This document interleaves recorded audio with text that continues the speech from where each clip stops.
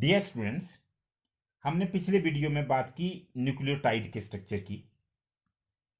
अब हम न्यूक्लियोटाइड से कैसे पॉलीन्यूक्लियोटाइड्स बनते हैं, और पॉलीन्यूक्लियोटाइड जो होते हैं वो आपको पता है दीज आर न्यूक्लिक एसिड्स। और न्यूक्लिक एसिड जो होते हैं वो दो होते हैं, एक डीएनए और एक आरएनए। इससे पहले कि हम डीएनए का स्ट्रक्चर करें, हम वाटसन और क्रिक मॉडल करें कि इसका डबल हेलिकल स्ट्रक्चर क्यों होता है। डीएनए के बारे में यह पता होना जरूरी है कि डीएनए बेसिकली होता क्या है। तो देखिए, डीएनए एक न्यूक्लिक एसिड है जिसका पूरा नाम है डीऑक्सी राइबो न्यूक्लिक एसिड। पहली चीज, it is a deoxy ribo nucleic acid, मतलब ये न्यूक्लिक एसिड होता है और इसका नाम होता है डीऑक्सी राइबो। डीऑक्सी राइबो क्यों होता है ये आप पिछले वीडियो में पढ़ चुके, क्योंकि इसमें जो शुगर होती है वो डीऑक्सी होती है, डीऑक्सी राइबोज शुगर होती है। मतलब क्या होता है कि उसमें सेकंड पोजीशन पर ऑक्सीजन नहीं होती है, इसलिए उसको बोलते हैं डीऑक्सी राइबो न्यूक्लिक एसिड। दूसरा, अब हमारे पास क्या है, it is genetic material in most of the organisms. तो ज्यादातर ऑर्गेनिज्म में जेनेटिक मटेरियल जो है वो डीएनए ही होता है। आपको पता है कि केवल कुछ वायरसेस ऐसे होते हैं जहां पर जो आरएनए जेनेटिक मटेरियल होता है, अदरवाइज आरएनए के दूसरे काम होते हैं, जैसे मैसेंजर, एडेप्टर या रेगुलेटर, उसके अलग काम होते हैं। वो कैटलिस्ट भी एक्ट कर सकता है। पर जो डीएनए होता है ये मैक्सिमम ऑर्गेनिज्म में क्या एक्ट करता है, जेनेटिक मटेरियल एक्ट करता है। पर डीएनए के बारे में एक चीज बड़ी इंपॉर्टेंट चीज होती है, वो क्या है कि इसकी लेंथ, इसकी जो लेंथ होती है, length is characteristic of organism, characteristic of an organism. एक ऑर्गेनिज्म में डीएनए की कितनी लेंथ होती है ये अपने आप में यूनिक होती है। मतलब डीएनए की लेंथ जो होती है हर एक ऑर्गेनिज्म के लिए यूनिक होती है, और you can say it is the characteristic of an organism. अब लेंथ डिटरमाइन कैसे करते हैं? The length of DNA is usually expressed, the DNA length or length of DNA is usually defined as, कैसे defined करते हैं इसको? Defined as the number of nucleotides. Nucleotides, और आपको पता है न्यूक्लियोटाइड्स में तीन चीजें होती है, नाइट्रोजनस बेस, पेंटोज शुगर और फॉस्फेट ग्रुप। या तो लेंथ को हम डिफाइन करते हैं नंबर ऑफ न्यूक्लियोटाइड्स और a pair of nucleotide. Pair of nucleotide को बोलते हैं बेस पेयर। ये हम आगे भी बात करेंगे, pair of nucleotide present in it. मतलब डीएनए की लेंथ इस चीज पे डिपेंड करती है कि उसमें कितने न्यूक्लियोटाइड्स होते हैं, या अगर न्यूक्लियोटाइड्स नहीं होते तो हम उनके जोड़े जोड़े को स्टडी करते हैं। तो हम ये स्टडी करते हैं कि उसमें बेस पेयर्स कितने हैं, और जो बेस पेयर्स या न्यूक्लियोटाइड्स होते हैं ये किसी इंडिविजुअल में फिक्स्ड होते हैं। इसलिए हम कह सकते हैं कि this is also the characteristic of an organism. अब कैसे करेक्टरिस्टिक है, देखिए अब हम एग्जांपल देते हैं। सबसे पहले हम एग्जांपल दे रहे हैं कि बैक्टीरियोफाज का। बैक्टीरियोफाज कहते हैं बैक्टीरिया ईटिंग वायरसेस। तो जो बैक्टीरियोफाज है इसका नाम है साई इंटू 174। देखिए इसको साई पढ़ते हैं, साई इंटू 174। इसमें कितने न्यूक्लियोटाइड्स होते हैं? इसमें होते हैं 5386 न्यूक्लियोटाइड्स। देखिए मैंने आपको बताया कि इनका नंबर फिक्स होता है, कि इसकी लेंथ फिक्स होती है। तो अगर हम एक बैक्टीरिया ईटिंग वायरस की बात करें जिसका नाम है साई इंटू 174, तो उसमें जो न्यूक्लियोटाइड्स का नंबर है, it is the number of nucleotide, not base pairs. Nucleotide के पेयर नहीं, न्यूक्लियोटाइड्स में कितने? 5386। अब एक और एग्जांपल लेते हैं हम। दूसरा बैक्टीरियोफाज है, इट इज बैक्टीरियोफाज या बैक्टीरियोफेज। ये है लैम्डा, बैक्टीरियोफेज लैम्डा। इसमें 48502 बेस पेयर्स होते हैं। अब देखिए ऊपर वाले में मैंने आपको न्यूक्लियोटाइड्स बताए, इसमें बेस पेयर्स होते हैं इतने। अब हम, ये तो वायरसेस हो गए, अब हम बात करते हैं एस्चर्चिया कोलाई। ये एक बैक्टीरिया है एस्चर्चिया कोलाई। ई कोलाई के नाम से भी जिसे जाना जाता है। अब एस्चर्चिया कोलाई में क्या होता है, जो बेस पेयर्स का नंबर होता है it is 4.6 into 10⁻6 base pairs, इसमें इतने ज्यादा बेस पेयर्स होते हैं। अब इससे चलते हैं हैप्लॉइड कंटेंट। हमारा जो हैप्लॉइड कंटेंट है, हैप्लॉइड का मतलब 23, डिप्लॉइड का मतलब 46। तो इसमें अगर हम देखें तो haploid content, haploid content of human DNA,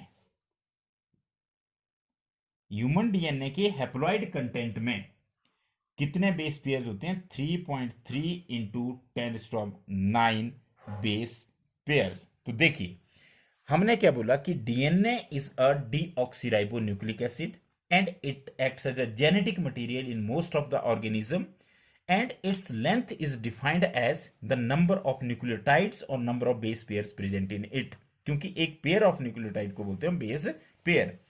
and this length is characteristic of an organism, और जिसके लिए हम एग्जांपल दे रहे हैं कि कैसे करेक्टरिस्टिक है, तो हम बता रहे हैं कि साई 174 में कितने न्यूक्लियोटाइड होते हैं? 5386 होते हैं। और अगर हम बैक्टीरियोफाज लैम्डा की बात करें तो वहां पे 48502 बेस पेयर्स होते हैं। यहाँ पे न्यूक्लियोटाइड्स हैं, यहाँ बेस पेयर्स है। और एस्चर्चिया कोलाई की अगर हम बात करें तो उसके केस में 4.6 इंटू 10⁻6 बेस पेयर्स होते हैं, जबकि हैप्लॉइड कंटेंट की अगर हम बात करें ह्यूमंस के केस में तो it is 3.3 into 10⁻9 base pairs. अब देखिए जो डीएनए है उसका स्ट्रक्चर पढ़ने से पहले कुछ और जानकारी लेना जरूरी है। अब डीएनए क्या है? DNA is an acidic substance.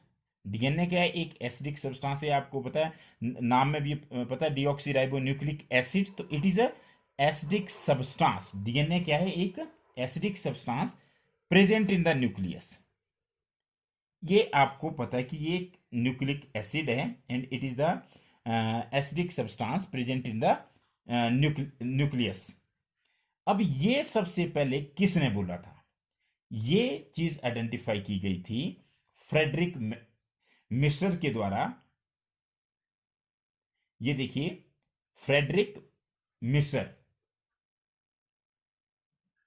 इन्होंने क्या बोला 1869 में? देखिए बहुत इंपॉर्टेंट, ये कुछ ऐसे क्वेश्चंस हैं जो आपको कॉम्पिटिटिव में आ सकते हैं या सीधे भी आपसे क्वेश्चन पूछे जा सकते हैं कि ये किस साइंटिस्ट ने आइडेंटिफाई किया कि डीएनए एक एसिडिक सब्सटेंस है और सेल के न्यूक्लियस में पाया जाता है।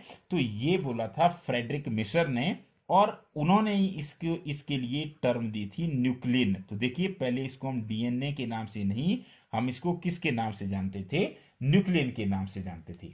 पर बेसिकली क्या हुआ 1869 में अगर हम देखें तो हमारे पास जो टेक्नोलॉजी थी वो इतनी बेटर नहीं थी, ना ही हाई पावर के हमारे पास माइक्रोस्कोप थे जिन्हें अल्ट्रा माइक्रोस्कोप कहते हैं, इलेक्ट्रॉनिक माइक्रोस्कोप कहते हैं, वो इतने नहीं थे। और ना ही डीएनए को आइसोलेट करने के लिए, मतलब ये पूरे का पूरा जो पॉलीमर है उसको इंटैक्ट क्या किया जा सके, आइसोलेट किया जा सके, फिर इसके स्ट्रक्चर को क्या करें, आइडेंटिफाई किया जा सके, ऐसी टेक्नोलॉजी नहीं थी। तो काफी समय तक ये डीएनए के स्ट्रक्चर के बारे में कोई ज्यादा जानकारी नहीं मिली।